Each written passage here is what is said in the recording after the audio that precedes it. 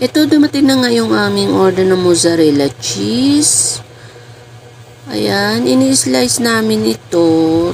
Ibabalot sa plastic, ilalagay sa freezer. Kung ano lang kailangan namin sa araw na yan, ayan lang yung kukunin namin para iwas contamination na rin.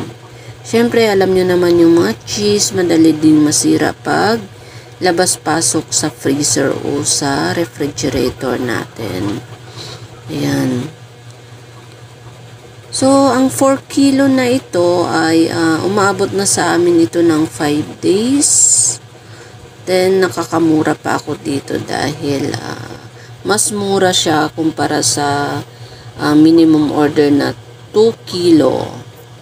Yan. Pag 2 kilo kasi, mas mapamahal kami, then hindi rin naabot sa amin ng 5 days. Ang gagawin, order ka na naman ulit, tapos magbabayad ka na naman ng another shipping fee. Ayan.